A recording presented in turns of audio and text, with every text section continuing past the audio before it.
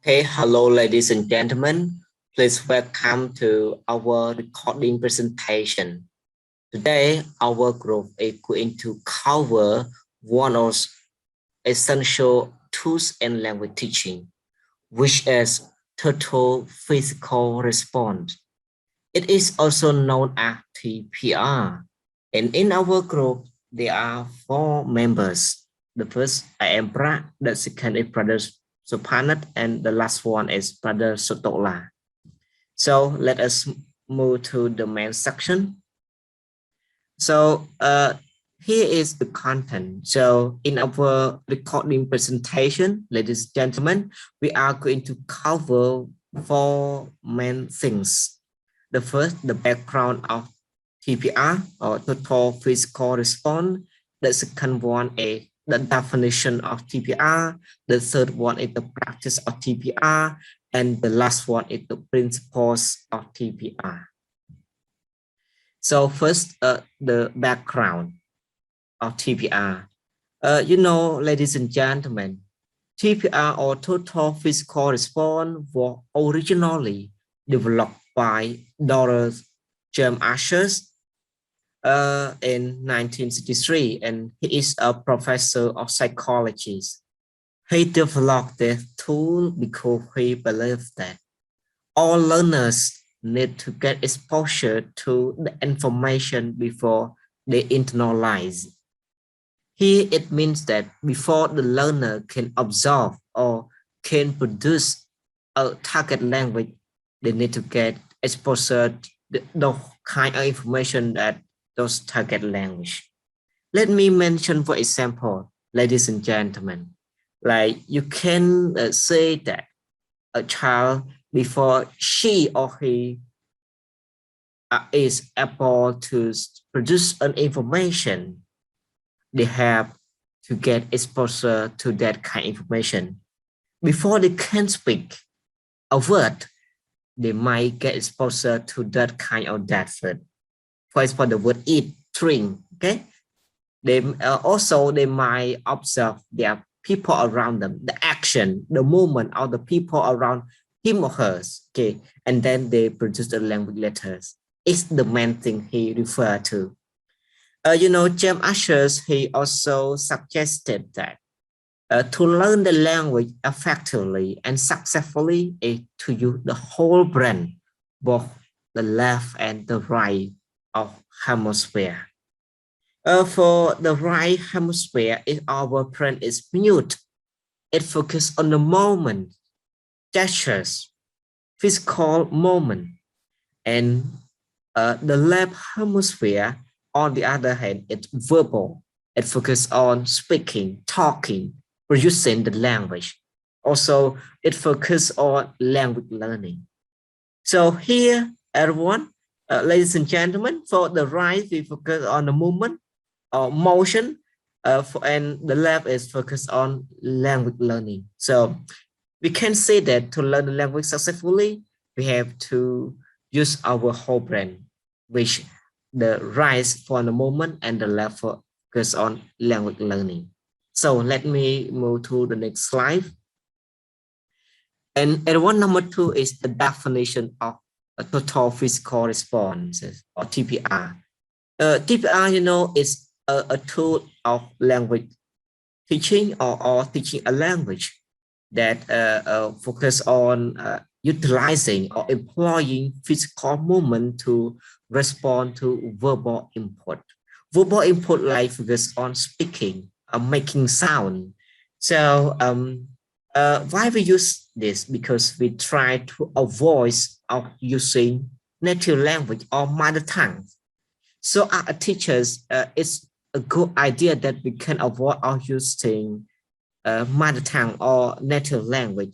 Then we try to use a physical or body movement to respond to those kind of verbal input. James Asher also argued that TPR is just a tool. It's not a method. Why? Because he mentioned that he stressed that method implies science and teaching is just an art. it's not a science. So there are no any method in teaching. I should stress that because teaching just an art is not a science. So there is no any method in teaching because method refer to science. For example, we can see chemistry, okay, mathematics, or biography, for example. Okay. So now I give the floor to Brother Sophanith. He going to explain further for the practice of TPR. So Brother Sophanith, is your floor. Thank you very much for your very good introduction and for giving us a second responsibility for my part. Thank you very much, Brother Brak. Okay, do you hear me, Brother? Okay, clearly, brother. Yeah, clearly. Thank you very much. Okay, here's my point is about the practice of TPR, which is about total physical response. But now I'm going to talk more about practice. Okay, totally we have a certain step of the practice that is works for the English class that use total physical response that that we use for teaching and learning English without using the native language or translations.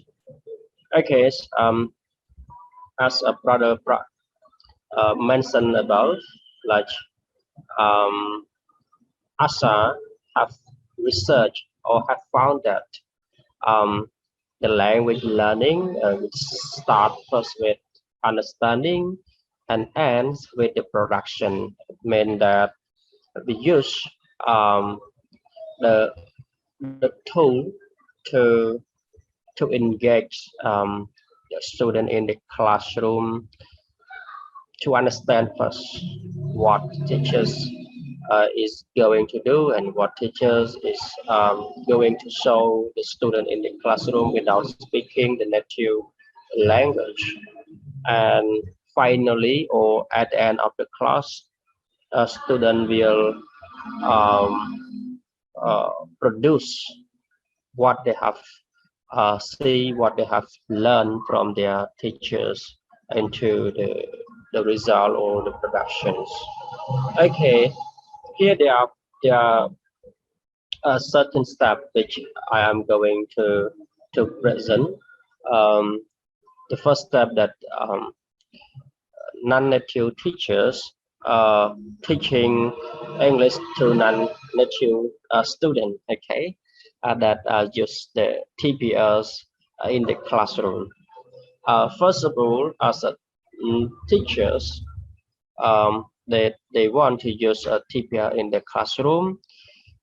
Teacher just give a comment or order to the student, and the student just listen to teacher and just watch to the teacher what teachers is going to do. Um, Here, just for example, teacher just call the volunteer student to come up or come to the whiteboard, just 2 or 3 students, and then the volunteer student just turn their face to their classmate, and then the teachers ask the student to sit down on the chair. For the command that the teachers of English or the teachers is going to give to the volunteer is like that. For example, the teacher is going to teach 3 uh, action verb. For example, sit down and stand up, and the teachers show the action to the volunteers and ask the volunteer student to do whatever teacher do while teacher saying. For example, teacher say sit down, and the volunteer will sit down like the teachers, and teacher him or herself will sit down too. And the next word is teacher will say stand up, and teacher stand up, and the volunteer student will stand up as well. And for this, teacher just give a comment to 3 or 4 comment. The volunteer student will do whatever teachers do. And the second step, uh, the volunteer student, like I just say, the moment just do the action, but say nothing. They just do whatever they see their teacher do. Okay, and for the third step is like teacher gives the comment quite quickly by adding more order. For example, the first comment, teacher just give the volunteer student just sit down and stand up, and the next comment is like that. The teacher add more order, like turn around or touch to the whiteboard. When teacher say sit down, the volunteer student, they know already. They sit down so quickly, and stand up, they also stand up so quickly. But next step, teacher just give or just add more order to the student or to the volunteer student. For example, they add 2 more order, like the first 2 order is like sit down and stand up, and the teacher gonna add 2 more, like uh, as the turn around and touch to the whiteboard. And then the volunteer student, they have to do, and they have learned 3 words from the comment from the comment from the teachers. And for the next point, we are going to talk about the number 4. Yeah, brother, please move to the next slide. Brother Brak, please. Okay, thank you very much. For the number 4, okay, I think for this practice is so aligned to it. It's so relevant because of from number 1 to number 13 is so relevant. So number 4 is a teacher provides a comment to the volunteer, like I just said in number 3. Teachers give more comment or order to the volunteer, and then teacher gonna show them to do. And for number 5, teacher directs student other than volunteer. I mean, not volunteer student be able to perform. This means that teachers just call 3 or 4 volunteer students come to the whiteboard, but just other students who are sitting in front of the volunteers or in front of the class, they can do it well. Why? Because they can see the action from their classmate, from the volunteer student, or from the teachers. For number 5, the rest student who don't volunteer to do or to follow the command from the teacher, they also can, or they also be able to perform well, even though they don't volunteer to do this, because they can see the action and they can do it.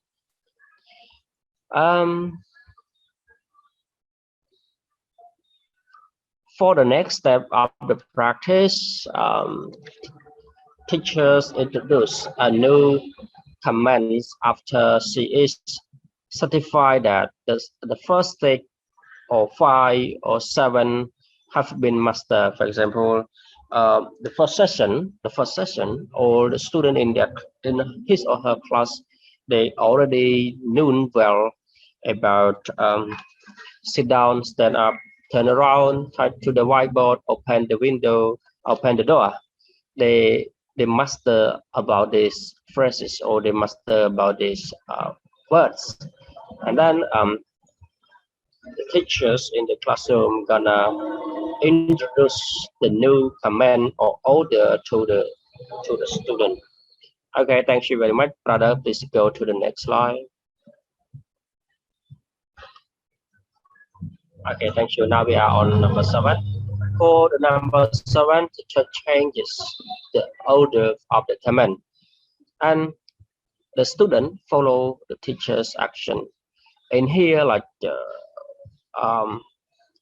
student in the class are really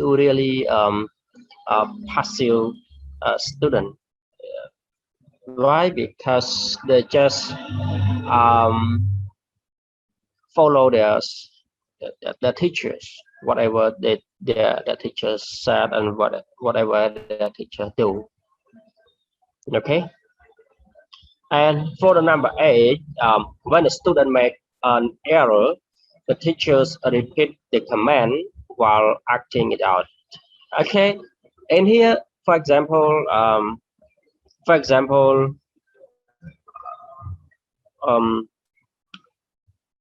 the teachers ask student or a volunteer student to do whatever they just learned from the previous session. For example, there are 4 words: sit down, stand up, turn around, or touch to the whiteboard, um, open the window, open the door, and the teacher stop do like this. They just ask the volunteer student to do by themselves. You know, when they do, maybe there are 4 or 5 volunteer students. It may have 1 student or two students. They don't remember the action. They don't remember the phrase or the word that they just have learned from the previous lesson. And when they do the wrong thing or they do the wrong actions, the teachers will correct them by acting it out. For example, teachers say that touch to the whiteboard, but 1 or 2 students, they don't touch to the whiteboard. They just stop because they forgot what to do. Okay, and then in this time, teachers cannot do it again to show to the student, and the student will learn from their mistake. And for the number 9, the teacher gives the student command by have not heard before. In here, just the teacher they test the student. For example, they ask more volunteers, just 4 or 5 volunteer students to come to the whiteboard, and then for example they just learn 6 phrases like open the window, open the door, sit down and stand up, touch to the whiteboard and turn around. But next command, the teacher gonna insert between sit down and stand up. For example, the teacher say that sit down, the volunteer will sit down. And the next, the teacher say close your eye. The teacher don't say stand up. And maybe some volunteer student, they don't do anything, but maybe some volunteer student, they gonna stand up. But the teacher didn't say stand up. But from the previous lesson, from the previous class, the teacher said that sit down and stand up. But the next, the teachers gonna give the comment that the student have not heard before. So the teacher tried to insert a new word or new phrases at the middle of the 2 phrases that the student just have learned. For example, like I just said, teacher say sit down, and next teacher say close your eye, and some students stand up. Then they already know that if sit down, they're gonna hear the stand up. But it's not like this. Teacher try to add more comment. When the teacher say close your eye, yeah, teacher, the volunteer student, they don't know how to do. They just looking to their friends what to do next. Okay, so here teacher have teach more word to the student, and next time teachers just stand beside of them, and then teacher say that close your eye. Teacher close your eye by him or herself. The student or the volunteer student, they're gonna do like this. They're gonna learn from one more word or one more phrases from the teachers. Okay, thank you, and please move to the next slide. Okay, for the number 10 or for the next step. Okay, I think for the number 10, I just mentioned from number 9 already. Like I said, it really connected or aligned it to each other from one number to one numbers. Okay, for number 10, and it just teacher say jump to the desk. This word the student um, have not heard before, like just say close your eye or open your eye, okay, or touch your head or something else. When the teacher say something that they have never heard before, everyone laughs. Why? Because the volunteer student, they don't know how to do because they never heard before. Okay, let's move to number 11. For the number 11, the teachers write the new comments on the whiteboard, acting out. It's very important for number 11. When teachers introduce or orders a new phrases or I guess as a number 11, the teacher just write something on the whiteboard, and then write a new command or new order on the whiteboard, and the student gonna copy to their notebook. For the number 12, the, the step for number 12, a few weeks later, a student who have not spoken before given a comment. For example, like that, the student in the classroom, they start talking in class, even though their teachers doesn't or didn't give the comment to them. And for the last one, it is a productive from the student, and it means that for example, one student, they just say that shake hand with your neighbor. They try to produce the language by themselves in the classroom. Thank you very much, and now I gonna give the floor to my my partner, brother Soktola. Yeah, the floor is yours. Thank you.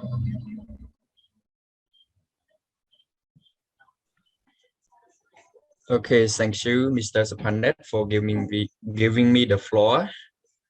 So after learning the activities practiced by TPR teacher, so now we reach the principle of TPR, and we cover certain principle of TPR here.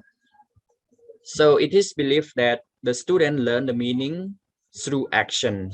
So action is the most important character for TPR that lead the student to understand the meaning of the target language.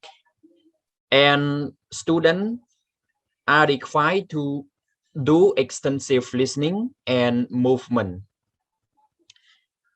Students just sit down and observe the teachers or the classmate at first, and but this time they do not develop their speaking. So the student do not reply any words to their partners or their teacher, and student follow teacher commands. So teacher have to give the command to the students, because the teacher role is as a commander. And then after teacher giving the command, student is expected to do the movement of their body following the teacher command. The imperative is one of the most powerful linguistic device in TPR.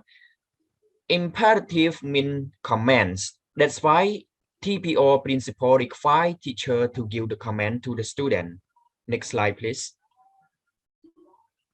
So students just observe the actions performing by their friends or their teachers, and then they start to follow.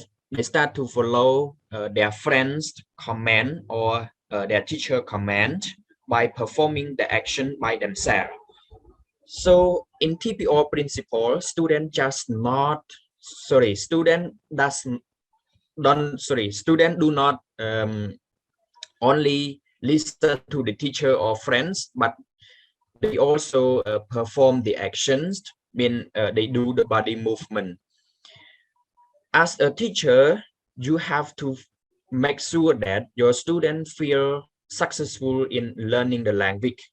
And it is believed that you, as a teacher, should eliminate student anxiety, because student anxiety can block the student development of the language. When students have low anxiety, they can learn the language successfully and learn the language quickly. And students should not be made to memorize fixed routine. Yes, as mentioned, the activity is that from the beginning of the sessions, teachers, for example, give the command that just open your book, close your book, or jump to the desk, or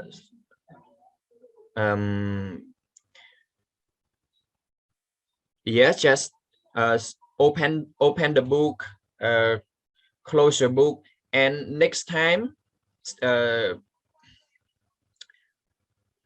teacher have to make it different order.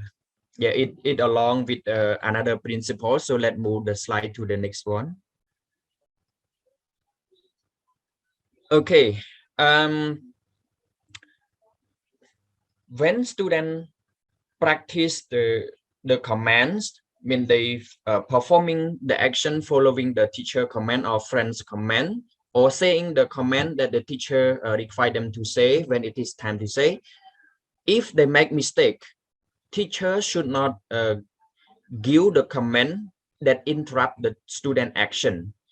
Instead, teacher just repeat the student words or student phrase, but the teacher do not ask the student to repeat the teacher command.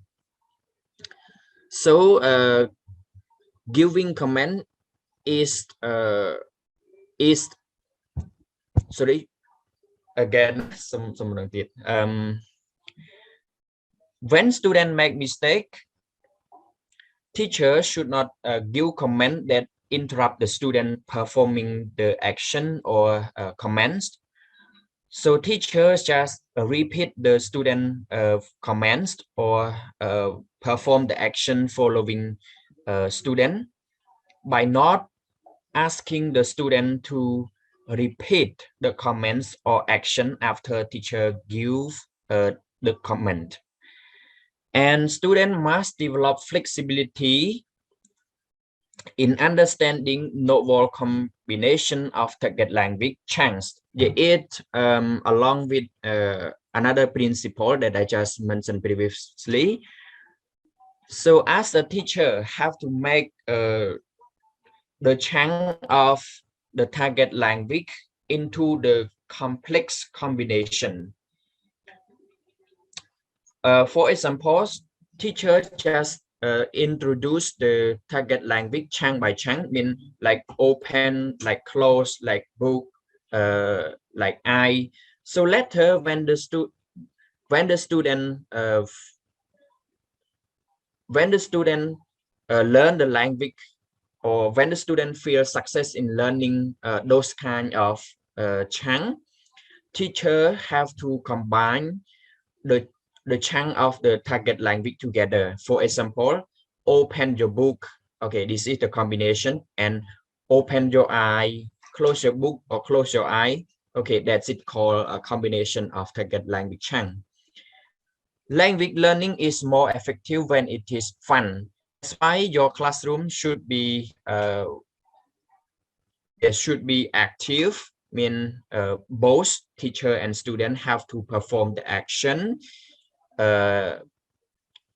No one's just sit still and just observe their friends or teacher. Okay, let's move.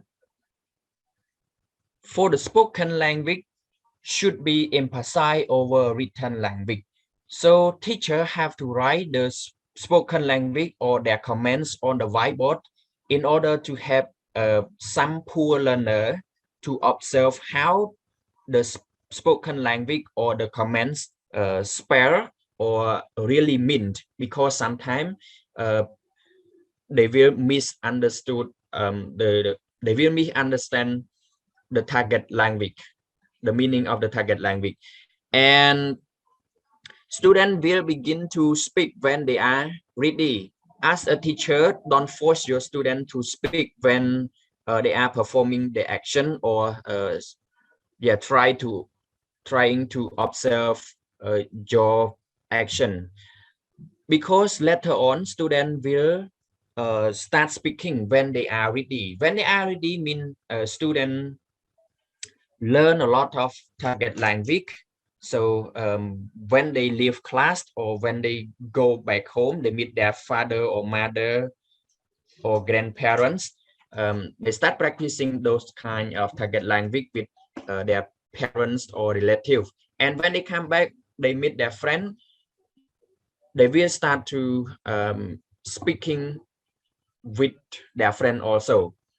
When your student is developing speaking ability, you are a teacher, try not to take it too serious about student errors, because error is common when young learner is starting to speak the language.